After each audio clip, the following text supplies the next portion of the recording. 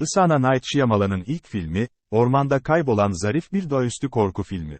Yüksek konseptli önermesi ve zarif yönünden, hantal diyalogları ve göz kamaştırıcı dönüşümüne kadar The Watchers, Shyamalan aile markasını her şekilde sürdürüyor.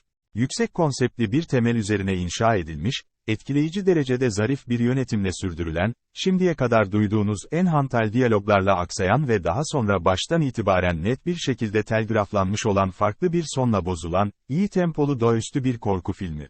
Western Union tarafından 3. perdeye gönderilmiş olsa da The Watchers, Night Shyamalan'ın ilk uzun metraj yönetmeni Isana Night Shyamalan'ın muhtemelen çocuklar arasında en asi olmadığını gösteren yeterli kanıt sunuyor. İlk çıkışında elmanın ağaçtan biraz daha uzağa düşmesini dilememe neden olan çok şey varsa, Kırılmaz film yapımcısının kızının da babasının ayak izlerini takip etme becerisine sahip olduğu inkar edilemez, malzeme yalvarırken bile burada bunu yapıyor. Kendi yolunu çizmesi için. Ve yine de, zaman zaman sinir bozucu olsa da, genç Shyamalan'ın aile markasına olan sadık bağlılığı, izleyicinin beklentilerini karşılamak için ebeveyn yükü, papağan gibi davranışlar ve ölüm kalım ihtiyacıyla dolu bu kadar dolu bir hikaye için garip bir şekilde uygun olduğunu kanıtlıyor. Onlara sırtınızı döndüğünüz anda sizi parçalayacak olan. The Watchers'da bu izleyicinin, kurşun geçirmez cama kalıcı çizik izleri çizebilecek kadar büyük pençeleri var. Bu şiddetli oyuklar, Mina'nın arabası bozulduktan sonra Galway, burada ezilen yabancının bir evcil hayvan dükkanında çalıştığı ve molalarda acısını dindirdiği yer, ile Belfast arasındaki işaretsiz bir ormana sığındığı brutalist beton binada ilk fark ettiğimiz şey, bir müşteriye altın bir papağan teslim etmekle görevlendirildi.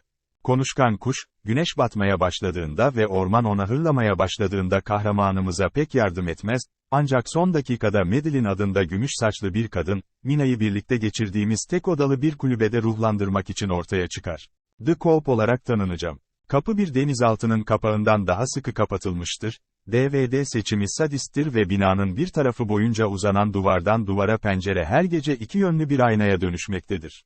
İşte o zaman gözcüler gelir. İşte o zaman Madeline, Daniel ve Ciara, sanki bir perde ya da bir tiyatro sahnesinin ön sahnesiymiş gibi camın önünde sıraya giriyorlar ve görünmeyen kalabalığı eğlendirmek için ellerinden geleni yapıyorlar. Ciara'nın kocasının yokluğundan da tahmin edebileceğimiz gibi kurallara uymayanlar için ağır sonuçlar doğuruyor. Hava karardıktan sonra dışarı çıkmayın. Asla ormanın derinliklerine doğru çok fazla gitmeyin. Gündüzleri yaratıkların uyuduğu yuvalardan uzak durun ve geceleri onlara iyi bir gösteri sunmak için her zaman elinizden geleni yapın. Shyamalan'ın uyarlaması, dayandığı 2022 Am Shine romanının olay örgüsüne ve geleneğine son derece sadık, ancak bu, kitabının ilk etapta The Village'dan ne kadar ödünç alınmış olabileceğini merak etmenize neden olacak şekilde. Yaşlı Shyamalan'ın filmi 19. yüzyıldan kalma bir Pensilvanya komününün görünüşünü ve dilini benimserken, Isana'nın Realite TV'nin panoptikon benzeri röntgenciliğine son derece modern bir yorumu var. Mina'nın seslendirmesi, kümes çevresindeki ormanı, güvelerin alev çekilmesi gibi kayıp ruhları kendine çeken, bir yer olarak tanımlıyor ve aynı şey, benzer şekilde insanları nefret eden bir izleyici kitlesi için en kötü halleriyle şımartmaya teşvik eden Aşk Adası için de söylenebilir. Ve onları aynı ölçüde kıskanıyor. Mina için en kötü hali olmak kolaydır çünkü bunun çocukluğundan sağ kurtulan tek parçası olduğuna ikna olmuştur. Ayrıntılar spoiler kapsamına giriyor. Ancak Mina'nın kendinden nefret eden suçluluk duygusunun onu okyanusun ötesine geçmeye ve telefon sesi tam olarak Fenning'inkine benzeyen kız kardeşini dondurmaya motive ettiğini söylemek yanlış olmaz. Kendinden nefret etmesi aynı zamanda onu gözcülerin sınırlarını zorlayacak kadar korkusuz kılan da şey, sergi arkadaşları karanlıktaki o öfkeli yaratıkları üzme riski yerine birbirlerine düşman olsalar bile.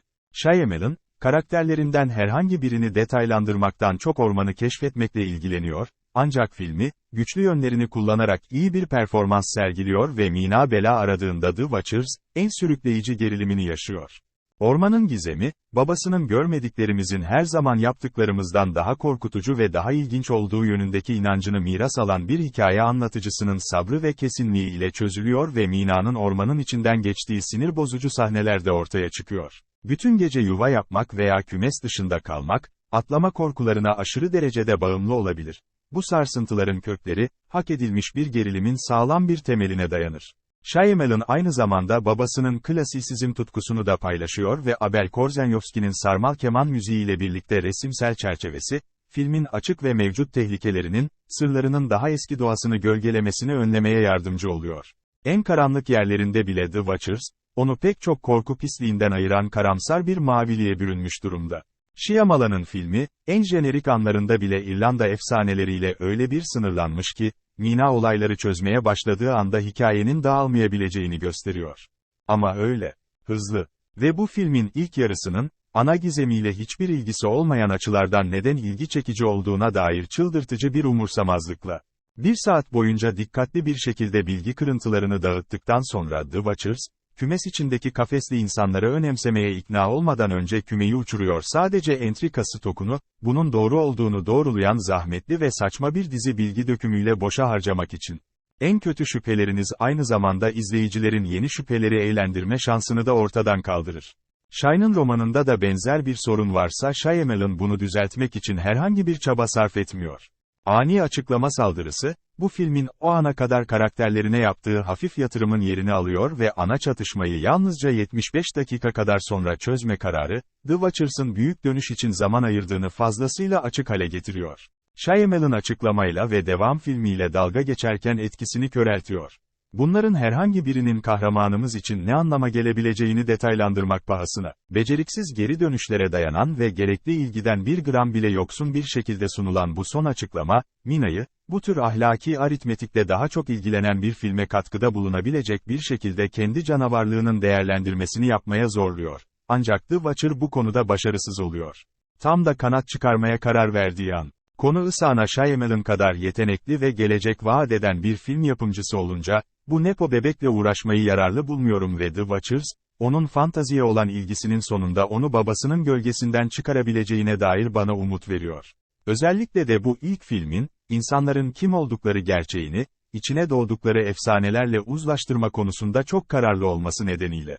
Mina'nın sonunda bunu başarıp başaramayacağını size söylemeyeceğim ama Shyamalan'ın hala gidecek yolu olduğunu söyleyeceğim.